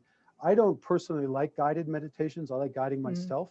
I always find those guided meditations a little, I don't know, irritating. So it just depends on you. You know what I mean? If you like that, people want me to do some guided meditations for them. I generally agree. Although I like the waking up app. I think it's just different than other guided meditations. I'll have to check He that has out. a really good voice. Yeah. Waking up. Yeah. Waking up. Cool. Very cool. Yeah. What kind of martial arts do you do? Well, I actually started back, I was born in 66. So I started martial arts before there was mixed martial arts. I've studied pretty much everything, because what I found when I was young, every martial art has its weakness in sometimes the other martial arts. And a lot of them are separated, like grappling or punching, or, like judo and karate, right? In judo, right? I've done judo in Japan. My sensei was one of the guys who was in the Olympics. He was a badass. But it's like there were so many times in judo where you could literally punch the guy, but you can't grapple or anything. But I could get out of it if I could just, give him a fist here or there. And the same thing in karate. It's like you can't grapple, you can't do the judo stuff. So I always found that studying all the different martial arts. What I say now is that now it's mixed martial arts. They've figured out a lot of the best striking, grappling, different techniques. But as far as real life goes, and I always recommend this, especially for women or people that have kids, Aikido and Krav Maga are probably the two that are missing from the whole MMA, because it's those two. Krav Maga is like how to defend yourself in any situation using anything you could possibly imagine. You know what I mean? It was developed by the Israelis, and it is hardcore. I'm talking, use this book to, whatever you can imagine. Roll up a magazine real tight. Yeah, whatever it may be. You fight to the death. They teach you all these techniques. Aikido is awesome because it's about using the other person's momentum and force and everything against them. You know what I mean? It's like circles, throwing people. I was in Japan learning this, like these old guys are throwing around the football players like they're nothing. You know what I mean? It's like twistings, and you get somebody in a hold where you just lock them up and they can't do anything. But the whole idea of martial arts isn't about hurting people. And, I'm a weapons guy. I have endless weapons, swords and knives and nunchucks and you name it. And I've done it. But it's more of like a training thing. It's more of a, like my sword. I've been into swords my whole life, and I love the katana. It's like the best sword, I believe, out there. And it's not about violence to me at all. It's more like I don't know, maybe a dance, more like that. It's more like you're becoming one with these movements. When you do these katas, you do these different types of forms. It's like, can you master your body? Can you, keep the strength and the grace and everything else in motion? It's kind of like the meditation, walking meditations. You know what I mean? You can use the martial arts that way. But then you can also use it to defend yourself, because we are in a world that is not perfect, and it has helped me a lot. So as far as like, I don't know, I think that the mind and the body, the spirit and the emotions, all of this is kind of like we have to get it all kind of on the same page and flowing in the same direction for us to be our best self. And if we're taught these kind of techniques when we're young, it will help us be able to moderate ourselves, control ourselves, and become better people, because we're not, beholden to just these thoughts flowing through our mind, or, we're not able to control our bodies the way we want, or whatever it may be. So. Okay. Yeah, I think that's a really interesting idea about how it's not about violence. It's like a dance, like there's a reason it's called an art, martial arts. Yeah. Well, it's fun. I don't know if I had this dream. Okay. When I was a kid, I had this dream where I was, this is a dream. So just remember, I'm in this house and I'm with all my brothers. For some reason, I have 12 brothers, and we are fighting like you wouldn't believe. Like, we're throwing people through the windows. We have swords, but we can't hurt each other. None of us are getting hurt. We're laughing. We go outside, and our mom throws us out, and we're out in this. We're just sword fighting. And it's like every time you hit somebody, it's like we move backwards, but we're not hurt. But it was the most fun game I've ever played in my life. And I think men are kind of like this. It's like tag. Yeah. You know what I mean? It's like, when I'm doing a martial art, Totally. I mean, it's like a game. It's not like I want to hurt this guy. I mean, I laid out my sensei in Japan a couple times, because you're full on. I mean, with the full mask, full body, everything, and you're going at it. And it was more like tag, like seriously, like I was able to get through this 12th degree black belt and knock his ass out. You know what I mean? It's like making that basket, the 3-pointer. You know what I mean? It's the same kind of feeling. So, It's very primal feeling. Very like the fun is like the potential that you're doing this very ancient, this very evolutionary type of action. There's like a potential to cause harm, to defend yourself, or whatever.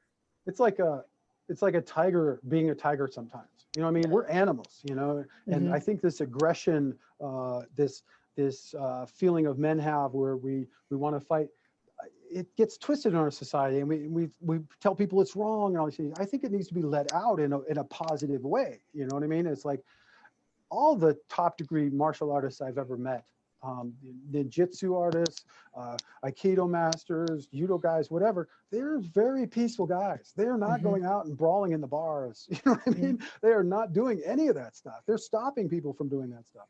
The key is to be able to you have to be able to cause this kind of harm, but not actually be willing to be the initiator of it. Well, yeah, and it's also that piece. It's like in the East, they have this idea of the iron fist inside the velvet glove, right? So the velvet glove is this love and the peace and everything else. But at the same time, man, you cross this line, Goes back to the yin and yang, the balance. Exactly. I think this comes back to the whole point of sometimes where we get in fights with people. I've been in a lot of fights in my life. One of them comes to mind. I was in a fight with a friend of mine. To go back, he sexually assaulted my girlfriend. He was a friend of mine. I wasn't there at the party. Went and talked to him for like over an hour, trying to hash it out with him, lying to me. Anyways, this whole thing deteriorated at the very end. Him just kind of blowing it off as nothing or whatever. Anyways, got into a fight. And the whole point I'm bringing this up is that there is a point, I think, it's like why we have law and order, why we have this, there's a line, you know what I mean, that in humanity, that if you cross it, you're just wrong, man. You know what I mean? It's like, it's over. Like we went to war, in the Second World War. It was like, no, this is just too wrong. You know what I mean? We can't just let this go. This isn't just, so I think that because of the way this whole, like you said, yin and yang is set up on this earth, the good and evil, our choice between being corrupted or not being corrupted, you know what I mean? All of this is about this. It's like we could use force, but we choose not to, or we limit it, or we use it intensely when you cross this line. You know what I mean? And that's what I think makes us a just being. You know what I mean? We're not just an animal, right? We don't just go out there and just kill and whatever anytime, or But there is a point where we're like, yeah, we will kill you. You come and try to kill or take my kids, or you can name a list, a mile long, that if you cross that line, sure, we'll probably end up trying to kill you, to stop you. But I think that's the whole idea of martial arts. It's for the good reason. You know what I mean? We learn that to protect and defend yourself, not to do violence unto another. You know what I mean? Not going out there, hey, I don't like you, I'm going to beat the crap out of you. No, I will stop you from beating the crap out of me or from them, but and that's just what's needed in this life. I've also stopped a fight. I was a bouncer in a club when I was in college. I actually became head bouncer there, and I was the one who always went into every situation and tried to break it up. And I've had so many surreal experiences there, I can't even tell you. But this one, these guys had this altercation in the club, and they all went outside. Anyways, I walk out, and there's two guys facing off with knives, and I'm talking Bowie knives, huge knives. One guy had been stabbed already, and they're just about to go at it. So what I did is I grabbed the guy that had been stabbed and take his knife out of him and push him backwards. And I stand from the guy that has the knife that's ready to fight, and I'm like, you can fight me, or you can get the fuck out of here right now. You know what I mean? And it was like, because I knew the cops were coming. I knew who this kid was. Everybody knew who he was. But this guy is going to die in the next minute to 2 minutes if I don't do something. So anyways, I get him to leave, and I save this guy's life. he was stuck right here, right in his lung. And it was intense, man. I'm talking, I had my hands, the blood is pumping through. I'm yelling for people to give me their shirts. I mean, the guy's on the ground, he passes out, and the ambulance gets there and it saved him. I mean, it was like probably minutes. And he came back to me months later, and we had a good conversation. He was actually stabbed. He was the wrong guy. The guy was trying to stab this guy that was messing with this girl, and he stabbed the wrong guy. So this guy the life I saved wasn't even like part of the issue at all. It was just like the wrong guy. But when I'm saying that is like, if I didn't know how to do anything, like take a knife out of somebody's hand, you twist their hand a certain way, you can take a knife out and whatever, and be tough enough to stand up against that guy, and get him to know that he will die if he fights me, or something's going to happen. I've had that happen to me so many times in so many different fights, where sometimes it's not a fight, meaning it's a fight, but you stop the fight. That's like the whole idea. Sometimes it's like the deterrent. I've been confronted by gangs, like where there's 10, 20 guys, they're going to beat the crap out of me. And I was able to stop them from doing anything by the right words, by the right actions. And I even hit one of the guys in the group that was mouthing off to the point, but nobody moved. And I was able to stop them from fighting because of what I was saying. And I wasn't against them. I was showing them that what they were doing was wrong. You know what I mean? And the rest of it. So, and I became their friends. I mean, I'm the kind of guy that was like, make friends with a biker or a gang, and then be able to walk up into that gang where they say nobody would ever walk up to. It's like walking up to the Hells Angels and being accepted by them and having conversations with them. These people are human beings. And if you just talk to them like they are, you'll find out that half of these people want to be great people. They just don't know how. Their life circumstances, their situations, being molested as kids, and being on drugs, being twisted by some weird ideology, whatever it may be. It's like, I don't know, we're all brothers and sisters, man. Just gotta help them. Not anyway. Yep. Okay, so we're about out of time right here. So where can people find you if they want to learn more, or get the book? Sure.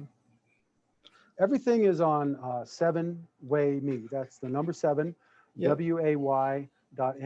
And on there, you can see Discover the Way. That'll show you more about the Way. It'll give you links to where you can buy it. You can buy the book everywhere. Just, it's on Amazon and, Walmart, you name it. It's in every store. It's all over the world too. Pretty much. I haven't had it translated in other languages yet. But also on that website, you're going to find videos. It's under Society Solutions, and I'm going to be adding more there. Negative thinking one is there. How to stop addiction is there. How to end corruption. How to fix our justice system. I'm doing one right now on the biggest problems of the world and how to solve them. The race issues, you name it, it's going to be up there. As well as I'm getting into videos about our personal stuff, like the meditation stuff, the body care, and all the rest of that. The One Party is up there. You can join that. There's also an action center where you can find all sorts of resources. Like I said, this meditation guide, the habit building sheet, the daily way, all of this is downloadable, and it's all in the action center. There's a very first little box there. It says downloads for the Way. You just click there. You can go into the center and download all this stuff. And there's a lot more on there. I mean, there's ways we can join to do videos. We can do cool verses, is a project where I'm trying to join different types of artists together to create positive music, verse around different types of virtues. Endless stuff on there. And I'm going to be creating more. But the whole point here too is that I'm just getting started. I'm looking to build, a tribe, an organization, the one movement, the one party. But I can't do this all myself. And this isn't about me. This is about us kind of joining together to do this. So 7way.me. Go there, please help me. Join us on all my social media links are there. We're just getting started. We need everybody's help. We need you to join us and help guide this. Again, it's about all of us finding the real solutions, and no one of us has all of them. We need to unite to make all this goodness happen. All right. Well, thank you, Andrew Calderella. That was fantastic. I learned a lot. Super interesting. I'm your host, Chris Wright, from Point Counterpoint. Namaste. Namaste. Thank you, Chris.